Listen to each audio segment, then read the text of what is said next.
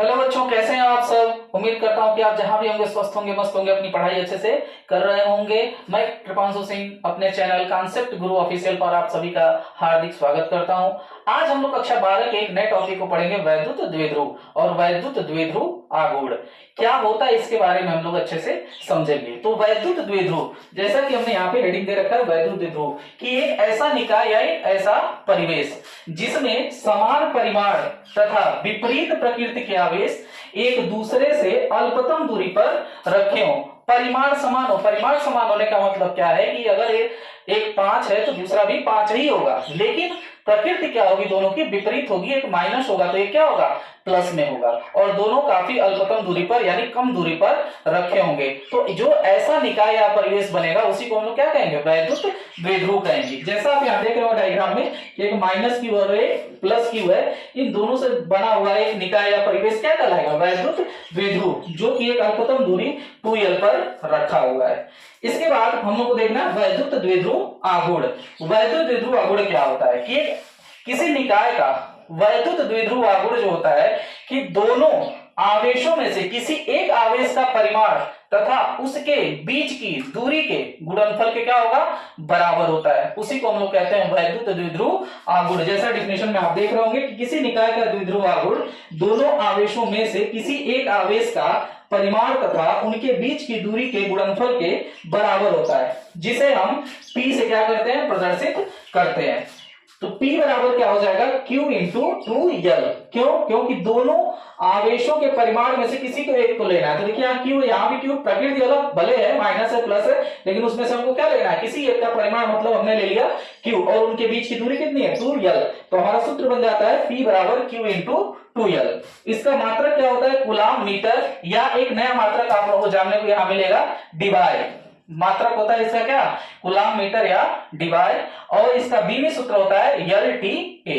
तो उम्मीद करता हूं कि आपको वैद्युत द्विध्रुव और वैद्युत द्विध्रुव आघूर्ण अच्छे से आपको समझ में आ गया होगा। इसके बाद हम लोग जो पढ़ेंगे, वैद्युत द्विध्रुव के कारण वैद्युत क्षेत्र की तीव्रता निकालने को पढ़ेंगे। तो वो दो कंडीशन होती है, दो शर्तें होती है उसकी। पहला एक होता है अच्छी स्थिति में और दूसरा होता है निरक्षी स्थिति में। तो हम लोग जो अगला टॉपिक पढ़ेंगे वो हम लोग पढ़ेंगे कि अच्छी स्थिति में वैद्युत द्विध्रुव के कारण वैद्युत क्षेत्र की तीव्रता निकालने के लिए। तो हम लोग पढ़ेंगे वैद्युत द्विध्रुव के कारण अच्छी स्थिति में वैद्युत क्षेत्र की तीव्रता कैसे आपको निकालनी है। तो यहाँ डायग्राम आप देख रहे होंगे कि एक निकाय है AB, जिस पर -q और +q आवेश रखा हुआ है। इनके बीच की दूरी कितनी है, 2l। तो ये क्या बन गया, एक वैद्युत द्विध्रुव बन गया। और इसके मध्य बिंदु से r दूरी पर एक बिंदु P स्थित है, जिस पर हमको क्या निकालना है, वैद्युत क्षेत्र की तीव्रता निकालनी है। एक चीज हमेशा ध्यान रखेंगे कि दूरी हमेशा द्विध्रुव के मध्य बिंदु से नापा जाता है। तो यहाँ देखिए मध्य बिंदु, तो ये टोटल दूरी कितनी है, 2l। तो आधा अगर हम करेंगे तो ये l हो जाएगा और ये l हो जाएगा। तो अगर हम +q से बिंदु P का दूरी अगर मेजर करते हैं तो देखिए +q से बिंदु P की दूरी, यहाँ देखिए +q से बिंदु P की दूरी r - l। ये कैसे हुआ, देखिए यहां से यहां तक की दूरी कितनी है, r है। O से P तक की दूरी r है, और O से B तक की दूरी कितनी है, l है। मतलब ये दूरी इसमें से क्या हो गई, माइनस हो गई। तो कितना हो गया, r - l। अब हम -q से P तक की दूरी देख रहे हैं, तो -q से P तक की दूरी, इतनी दूरी कितनी दिख रही है, l, और यहां से यहां तक की दूरी r है। तो कितना हो जाएगा, r + l। तो उम्मीद है कि डायग्राम आपको समझ में आ गया होगा, और डेरिवेशन करते समय यही उसमें लिखना होता है। तो हम लोग सीधे डेरिवेशन पे चलते हैं। तो हम सबसे पहले लिखेंगे +q आवेश के कारण, यहां लिखेंगे +q आवेश के कारण, +q आवेश के कारण बिंदु P पर वैद्युत क्षेत्र की तीव्रता। क्या लिखेंगे, वैद्युत क्षेत्र की तीव्रता। तो वैद्युत क्षेत्र की तीव्रता, तो हम पहला मान लेंगे कितना है, E1। ठीक है, तो E1 क्या हो जाएगा, ध्यान से बताइएगा। अभी इसके पहले हम लोगों ने पढ़ा था वैद्युत क्षेत्र की तीव्रता निकालने के लिए, तो हो जाएगा 1/4πε0। आप ले लेंगे Q, और आप देखिएगा +q से, तो +q से दूरी कितनी है, r - l। तो यहां हो जाएगा r - l का स्क्वायर हो जाएगा। ये हो जाएगा आपका समीकरण नंबर 1। उसके बाद से आप लिखेंगे -q आवेश के कारण, -q आवेश के कारण बिंदु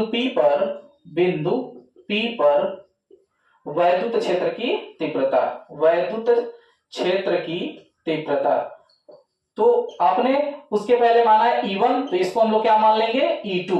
तो हो जाएगा E2 बराबर कितना हो जाएगा 1/4 पाई एप्सिलॉन नॉट, और Q का Q ही रहेगा, और ये जो दूरी है माइनस Q से, देखिए दूरी कितनी हो गई है R प्लस L, तो यहां हम लिख देंगे R प्लस L का होल स्क्वायर। उम्मीद है कि आपको समझ में जरूर आ गया होगा। ये हो जाएगा समीकरण नंबर 2। अब हम लोग निकालेंगे परिणामी तीव्रता। परिणामी तीव्रता, तो परिणामी तीव्रता कितना हो जाएगा E is equal to E1 minus E2।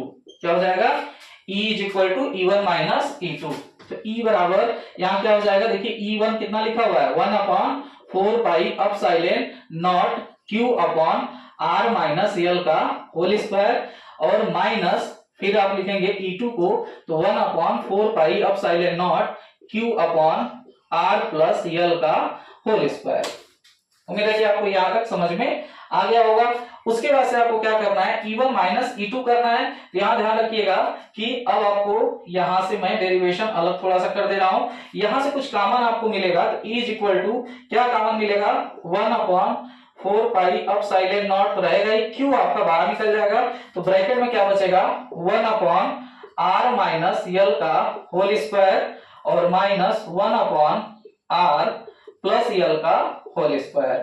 तो यहां तक आपको समझ में आ गया होगा। तो E इज इक्वल टू कितना हो जाएगा 1/4 पाई एप्सिलॉन नॉट Q, ठीक है, और बटा।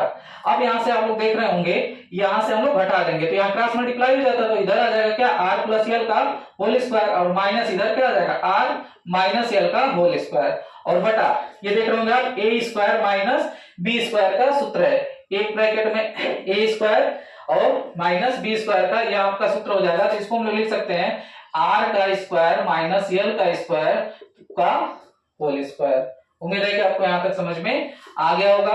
तो E इज इक्वल टू, अब यहां हो जाएगा, इसको हम लिख लेते हैं Q upon 4 pi epsilon not, यहां आपका हो जाएगा, देखिए इसको हम ओपन कर देते हैं A प्लस बी का whole square, A minus B का होल स्क्वायर, तो R square plus L square plus 2RL, और यहाँ क्या हो जाएगा माइनस है तो R स्क्वायर। अब देखिएगा यहाँ से चिन्ह बदल जाएगा, ये माइनस हो जाएगा, ठीक है, और ये जो प्लस L स्क्वायर होता है A square minus B square के सूत्र में, तो ये भी हो जाएगा माइनस L स्क्वायर, और जो माइनस होता होगा किसमें हो जाएगा प्लस 2RL, और बटा सेम यही हो जाएगा R square minus L square का होल स्क्वायर। उम्मीद है कि आपको समझ में आ गया होगा। तो E इज इक्वल टू, अब यहाँ देखिए कुछ कटने वाला को काट लेंगे हम, देखिए R स्क्वायर से R स्क्वायर क्या कट जाएगा, L स्क्वायर से L स्क्वायर कट जाएगा, तो यहाँ हो जाएगा Q upon 4 pi epsilon not, यहाँ से देखिएगा 2RL है, 2RL कितना हो जाएगा 4RL, तो हम इसको अलग अलग लिख लेते हैं 2R इंटू 2L अपॉन, यहां पर आपको लिखना है कि जो L का मान है वो काफी छोटा है, किसके मान से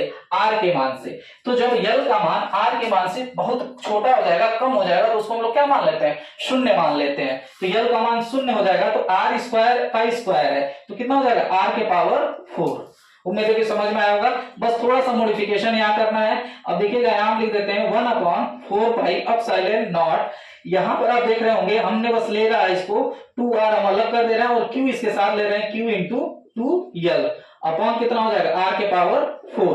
तो आप देख रहे होंगे R से R खत्म हो जाएगा, कितना बचेगा 3, और Q इंटू 2L क्या होता है, अभी हम लोग पढ़े हैं वैद्युत द्विध्रुव आघूर्ण, P बराबर Q इंटू 2L, तो सूत्र क्या बन जाएगा E इज इक्वल टू यहाँ पर 1/4 पाई एप्सिलॉन नॉट, और Q इंटू 2L की जगह हम क्या लिख देंगे P, तो हो जाएगा 2 पहले से है तो 2P अपॉन, और ये R से R कट गया, तो नीचे क्या बचा था RQ। यही है आपका अच्छी स्थिति में वैद्युत द्विध्रुव के कारण वैद्युत क्षेत्र की तीव्रता। तो उम्मीद है कि आपको समझ में आया होगा, और नहीं समझ में आया तो एक स्क्रीनशॉट ले लें और वीडियो को बार बार जरूर देखें, तो ऑटोमेटिक आपको ये डेरिवेशन समझ में आ जाएगा। बहुत बड़ा डेरिवेशन नहीं है, छोटा ही है, बस इसके कॉन्सेप्ट को आप समझेंगे तो आपको डेरिवेशन क्लियर हो जाएगा। तो कल हम लोग पढ़ेंगे निरक्षीय स्थिति में वैद्युत क्षेत्र की तीव्रता। ओके, जय हिंद, धन्यवाद।